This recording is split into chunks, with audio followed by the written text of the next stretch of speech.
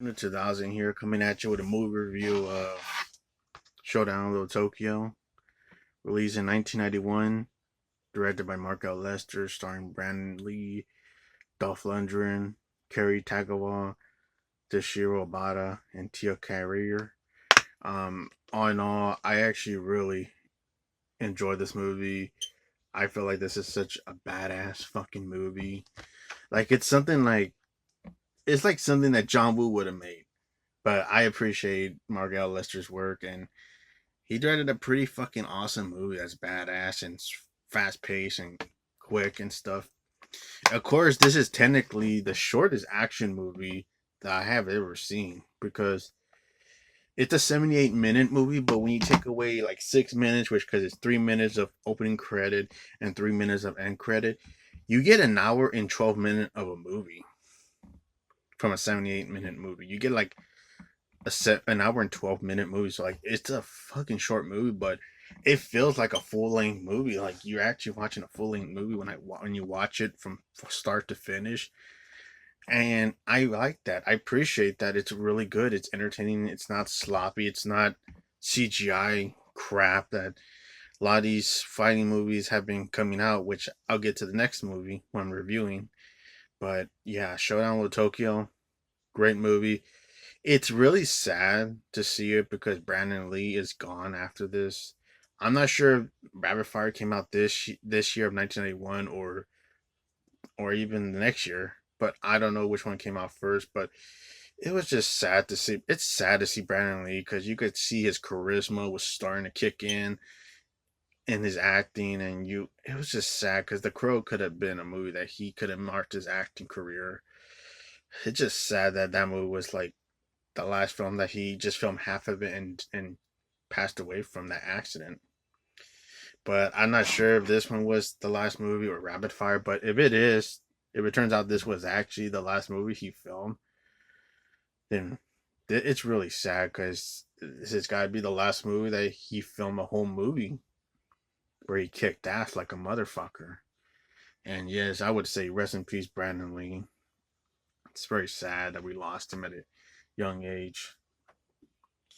But he's played a pretty good wise ass cop character that a lot he's like this new partner that he goes because the lead character is played by Dolph Lundgren, who is like the heavy detective dude that knows martial arts and kicks ass and fights the Yakuza gang that's led by Cary Tagawa, who plays the leader of the gang, and he does a good performance. And I like Cary Tagawa. He was a lot of bad guys in a lot of movie roles, especially in Mortal Kombat. He was like the main bad guy in that one. He also appeared in American Me with Edward James Olmos and William Forsythe as a Cholo gang member. And he was also a bad guy in Kickboxer too, where he was siding with Tong Po. And yeah, he's in a lot of movies. He's even in that movie Art of War with Wesley Snipes, which is pretty underrated action thriller movie. But yeah, he plays a good bad guy, and also his side bad guy, who's like the right hand that helps him out, and like the right hand man that's him that helps him out in the gang, is played by Toshiro Obata, and that guy, he previously played Master Tatsu in the Teenage Mutant Ninja Turtles, the live action movies, like the first two, because he didn't appear in the third one. He appeared in the first two, and he was Master Tatsu. And yeah, it's pretty cool that you got Tatsu fighting the Crow in this movie, which they do have a badass fight. Those two actors, Toshiro Obata and Brandon Lee, they have a very brutal, vicious piped fight where they're beating the shit out of each other, and it's just a kick-ass, well-shotted fight sequence. But yeah, this movie's about Dolph Lundgren's character as a cop who's a detective going after the Yakuzas, and he has encountered some of them into a shootout and fight sequence at a boxing arena, and then they get away, and then he goes and has a little morning breakfast, and he gets interrupted when the Yakuzas, the same guys that he encountered, go to like get money from the lady that owns the place, and they're hassling her, and then boom, he's like seeing them again. Like, I don't want to be messed with my breakfast. I wanted to eat my breakfast, so let me not fight you guys. And of course, he kicks their asses and takes no names like a motherfucker. Brutal punches, throwing round kicks, and then of course they get away after Brandon Lee thinks that Dolph Lundgren's just a crook, a criminal guy that's just fighting and stuff, but doesn't realize that it's his new. They're about to be new partners in the crime, and they start talking to each other and getting along. And Dolph Lundgren doesn't think that Brandon Lee's not that like he doesn't want to be with him because he thinks he's just a jackass. But he gets to know him more and starts having a friendship with him. Like they're being good buddies, but it's also a bit of a buddy cop movie. Like it's not just only an action movie, but this movie is actually technically an action film with buddy cop friendship material in it.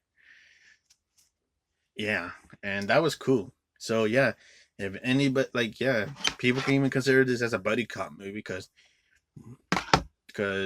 Dolph Lundgren and Brandon Lee have chemistry as buddies, where one's a serious martial art kick-ass warrior, and one is a wise ass who cracks jokes and still kicks ass like a motherfucker. And yeah, they get along. They start talking to each other, being detective partners. They catch one of them bad guys that left behind, that got knocked out, and they interrogate him. And when he sees that he has these Yakuza's tattoos, it gives him a flashback of seeing his parents getting murdered at a young age, and he's trying to interrogate the guy, but the guy doesn't give a shit. And when they get out of the room to talk, and the guy ends up he commits suicide, and boom, takes his life, like breaking his own neck. And Brandon Lee was freaked out, like, what the fuck was that? Oh, it's a Japanese traditional suicide.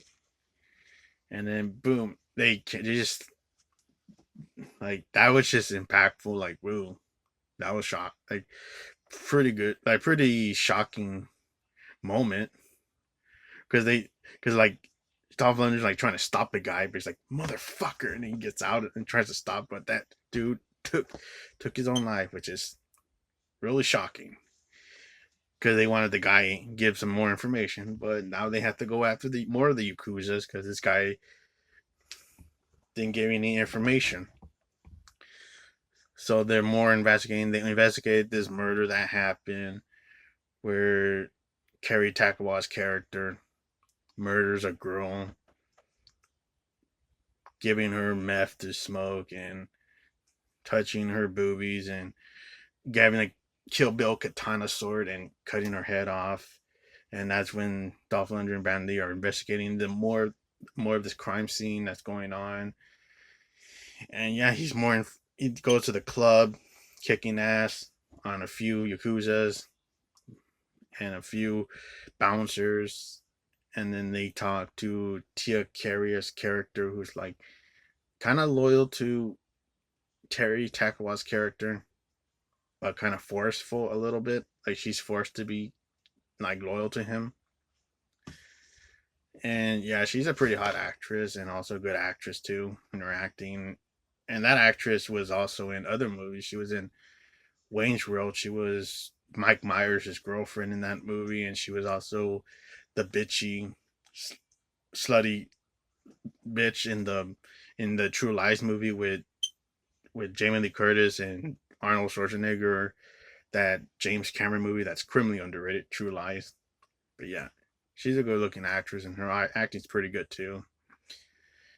And they investigate, like asking her more questions about, oh, why do you know about the girl that got killed and stuff. And then they start investigating, and they encounter Cary Tagawa in the building, and he knows who he is, Dolph Lundgren, because he rips his shirt off and showing his Yakuza tattoo on his chest, and it's making him remember that, oh, you were the motherfucker that killed my parents. Because he keeps having a flashback of what happened to his parents. Like his parents were getting butchered and murdered by a katana sword, and they were getting butchered, and he witnessed it. Now we know who it was. It was Cary Tagawa's character, the leader of the Yakuza in this movie. He's the one that killed Dolph Lundgren's parents and also gave Cary Tagawa a scar when he grabbed a sword to cut him in the face and leave him a mark. So now it's no, he remembers him. And yeah, Cary Tagawa's his character, he's like one of the most coded villains in action movie history, where his performance is really good. Where you could buy this guy as a scary motherfucker. Do not want to fuck with. But yeah, Dolph Lundgren is full of rage and wants to shoot the motherfucker, but he can't because all the Yakuzas are pointing guns at him and Brandon Lee, so they're gonna be fucked if he's shot. If he shoots Cary Tagawa, because all of them have their guns on them. And then of course they're about to meet. They'll meet again during the finale, of course. But Dolph Lundgren and Brandon Lee are gonna make up. They're making a plan of how to find out more of this shit going on with the Yakuzas. So they investigate going to Cary Tagawa's penthouse where he keeps Tia Kara's character hostage, where she's about to like do some ritual Japanese suicide. But before that even happens, Dolph Lundgren goes in and break in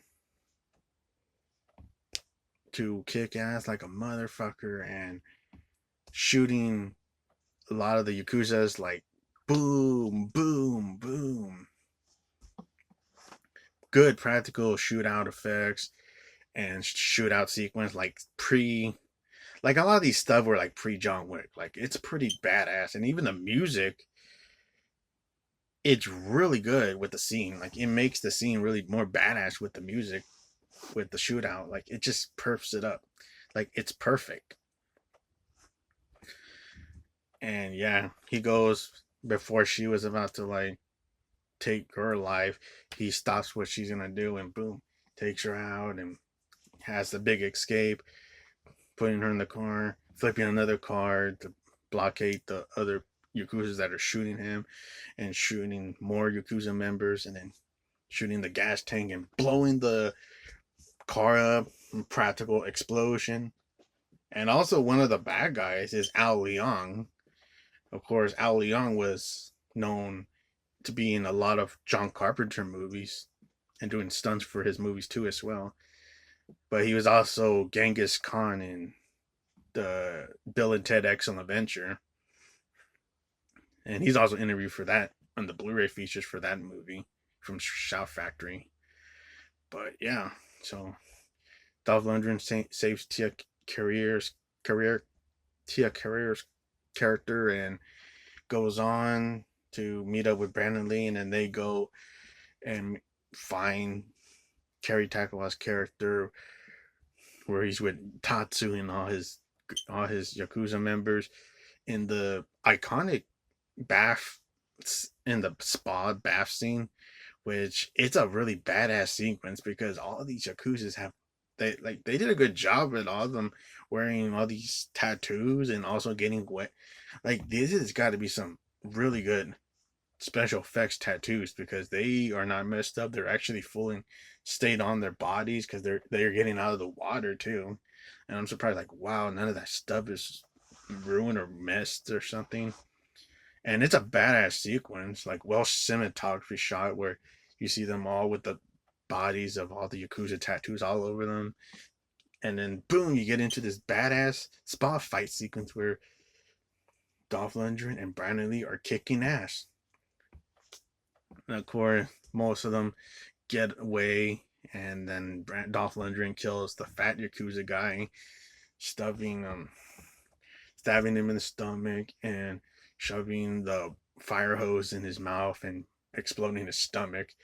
And then they make the escape and they go to meet up with Tia Kikira's character and go to the place where Dolph Lundgren where he has his house. I think it was his apartment first they were at, but then they go to a cabin, a log cabin that's in the mountains. And of course, they're about to like get attacked by the Yakuzas because they find them there, and one leads to another. They're being tortured, electric tortured by the Yakuzas, and boom, Dolph Lundgren breaks off his he breaks off the lock of his hand and chocks the dude that's chocking him, touching his head, and electrocuting that dude, and then boom, making her free until they get caught by the car that they're about to escape, and they get pushed into a crusher, but they make the heroic escape, and they're prepared to go after them and save Tio's character, and on and on. He has his preparation. Some people may find the scene cheesy where he's going all prepared to fight them and doing his workout routines, fighting with a sword, swinging it, and more workout. I don't find that shit cheesy. I liked the scene. I think it was really badass, and it did build up to a good finale. And of course, Cary Tagawa has Tia Kier's character hostage, and also talking to the gang members that he's up supplying the meth, illegal meth stuff that he's producing in the factory, and sneaking them through alcohol bottles. And of course, one of the gangs don't agree with him, and then boom, cuts his finger off. Or no, I think it was his hand that he cut his hand off, and it's like, don't fuck with the Yakuza. It's like, whoa, shit. So yeah, it shows the Cary Tagawa's character is a mean fella, not to mess with. And of course, Bradley and Dolph Lundgren make their impact by going and stealing the truck from the warehouse and crashing into the entrance, and boom, making their big impact entrance. And they start going shootout after shootout with all the Yakuza members that are goes in front of them. Big shootout, because that's the sequence right there where they're boom going taking turns shooting at the Yakuza members. And of course, they split up because Dolph Lundgren's gonna go find and save Tia Katir's character, and then Brandon Lee, which gets to this badass scene where he encounters Master Tatsu, and they have like they're about to shoot each other with the guns, but no, they grab pipes and they start like swinging, beating the shit out of each other. It's all hardcore, bare knuckles, brutal street fight match between the Crow and Master Tatsu. Badass scene. Yeah, and of course, during the scene, Bradley's like saying like the rights from a police officer, and then you have, and of course, after he beats Tatsu up and throws him into that container of the alcohol gang, like the meth thing that they make the meth, throws him in there, and then he has the line, "You have the right to be dead." Boom! He throws the matches in there, and big explosion in the factory happens, and then that was pretty badass. I love that sequence. Well shot at fight sequence and well acted scene by Brandon Lee. It's yeah, definitely a great fight scene with Brandon Lee, because it's sad that he's no longer with us. Like I like Brandon Lee. Just sucks that he's not longer with us. But yeah, cheers for Brandon Lee. But yeah, of course, Dolph Lundgren finds Tier's character that's tied up and full of gasoline around her, and Terry Tagawa's on them like warn, like if you try to free her, I'm gonna put the gas and light it up and explode you guys. But of course he doesn't give a fuck, and he just does it. And then of course Dolph Lundgren saves her, and then has her be taken care of by Brandon Lee, because he's going after Cary Tagawa's character that's running into the streets and into a Year of the Dragon parade. And one leads to another.